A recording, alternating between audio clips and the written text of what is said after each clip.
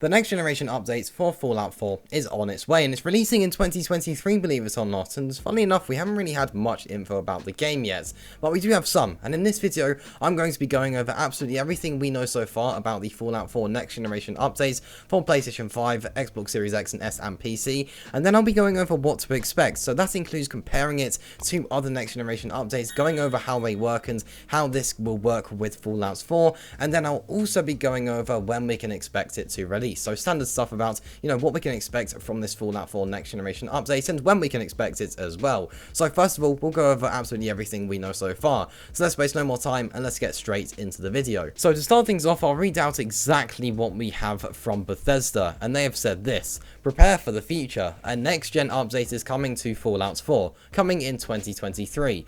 This free update will be available for Xbox Series X and S, PlayStation 5 and Windows PC systems, including performance mode features for high frame rates, quality features for 4K resolution gameplay, bug fixes and even bonus creation club content. So there we go, that's everything we have in terms of confirmed info, so I'll start breaking this down. So first of all, this is a free update. This will be completely free, available for everyone that already owns the game on Xbox Series X and S, PlayStation 5 and PC. Now, this does mean that if you're on Xbox, you do have to actually own the game. It can't be through PlayStation Plus if you're on PlayStation, or Game Pass if it's even on that. I'm not sure it is, but you have to actually physically have purchased the game yourself. You cannot have it through any sort of subscription. You do need to actually own the game without any sort of subscription being tied to it, which is just something worth noting there across all platforms. But providing you do own the game, you'll be getting this for completely free when it arrives in 2023. So at the moment, this is confirmed to arrive in 2023. We don't know about any delays yet, and hopefully there won't be any delays. So as of right now, this will be arriving as a free update in 2023.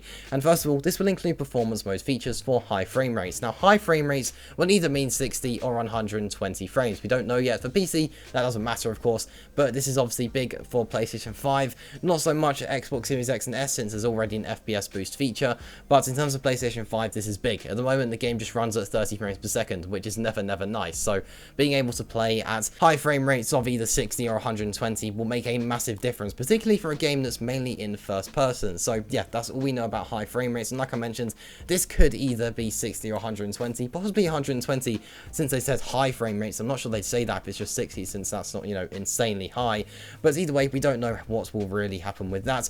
But there is also going to be quality features for 4K resolution gameplay, so I think chances are there's going to be a performance and also a fidelity mode. This means the fidelity mode will probably be a lower frame rate of either 60 or 30, with there being obviously probably the higher resolution and the improved graphics with maybe ray tracing or something like that. And then there is going to be the performance mode with the higher frame rate of either 60 or 120, depending on what they go with possibly a higher resolution, since it's got no ray tracing. Maybe they can go to a higher resolution. That is how it works with some games. Or it'll be the lower resolution with the slightly lower graphics and no ray tracing, but obviously you're getting the higher frame rates. Personally, I always go with the performance mode on games. That's just how I like to play things. I do prefer to get that slightly higher frame rates, but that's just personal preference, and obviously the choice there is for you to choose if that's how they tend to do things with their next generation updates. But either way, there will be 4K resolution gameplay for those of you on console, and of course if you're on PC, then that's already the case. So yeah, pretty standard there, higher frame rates and a higher resolution. And then there's also going to be bug fixes, pretty standard there as well. There's quite a few bugs at the moment, particularly when it comes to crashes over on console in areas such as Boston.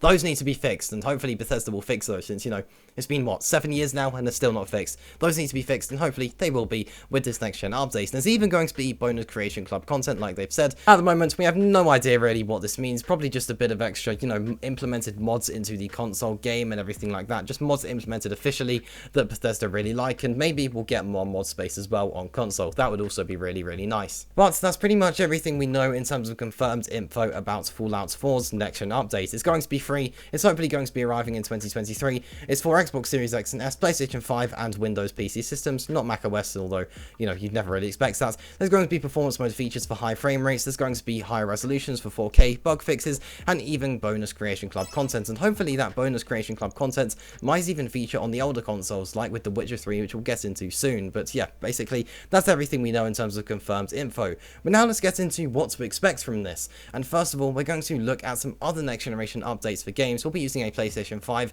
and I'll be showing you guys how they work and how this could work with Fallout 4. So on screen, you're seeing gameplay from the next generation version on PlayStation 5 of The Witcher 3 Wild Wild Hunt. Now, the Witcher 3 Wild Hunt recently got a next-gen update, and I did loads of videos about that on my channel, so do feel free to check those out. But basically, there are two different graphical modes for this. There's going to be the performance mode with actually a higher resolution, because there's no ray tracing, it can go to a higher resolution, and it is 60 frames per second. Or there is the graphics fidelity mode, where it is ray tracing, actually a lower resolution, and it is 30 frames per second. The choice there is yours. Personally, I see most people go for that performance mode, but yeah, the choice there really is yours. Now, what I find interesting about this next-gen updates for The Witcher 3 on PlayStation and also Xbox is that they actually released new content for the game, but they didn't just release this for the next-gen consoles and PC. This came to the older consoles, so maybe with Fallout 4, that bonus Creation Club content will feature on the older consoles. Of course, if it's something that the older consoles don't have the hardware for, then obviously it won't, but if it is, then obviously we'll see it on those older consoles, hopefully, if Bethesda wants to do that. And I think it's a good idea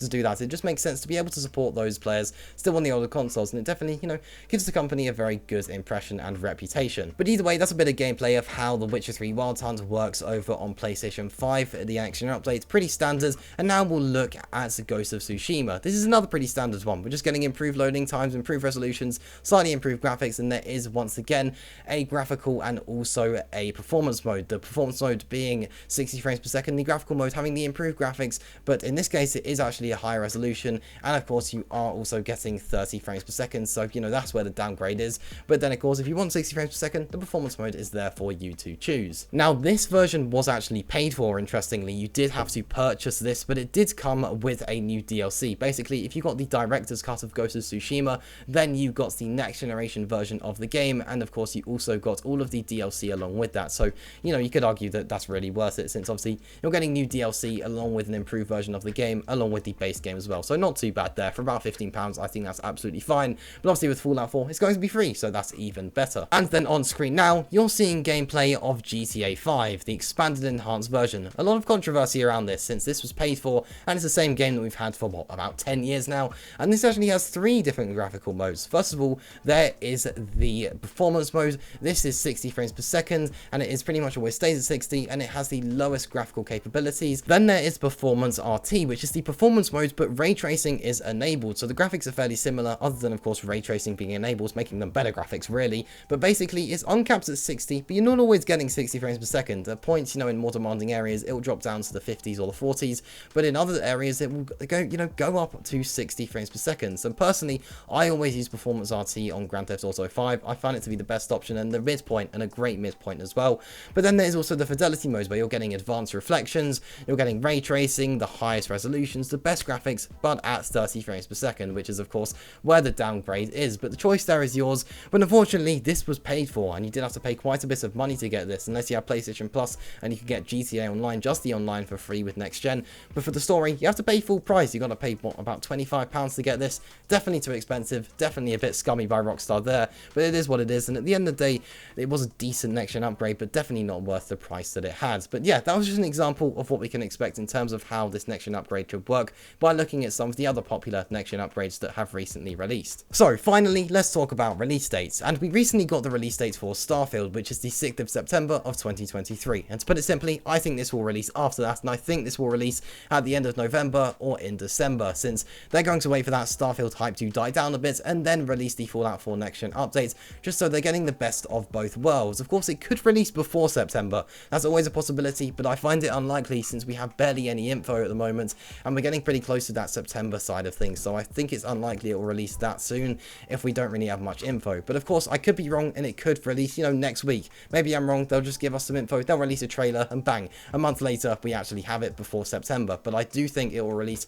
in that November, December time, after the hype has died down a bit for Starfield, since you've got the whole of September, the whole of October, and maybe the whole of November. That's 3 months of Starfield's hype to then go and push that Fallout 4 and get all of the hype for that into the new year. Maybe, that's how they'll do things, but that's just a guess, and that's just what I assume will happen. But of course, I could be wrong. It could release before September. Hopefully it does release before September, but we'll just have to wait and see how all of that goes. I just think there's sort of a window around Starfield where they just won't release it, but yeah, we'll wait and see. And that does just about wrap up things here. We went through absolutely everything we know so far about this Fallout 4 next gen update, and then we looked at other next gen updates and how that could compare to the Fallout 4 next gen update, and then finally we talked about when we could expect this to release. And yeah, that does just about wrap up things here. Now on screen now, you're seeing a link to a different video, and if you're interested in watching that, then feel free to click the link and go ahead and join me over there.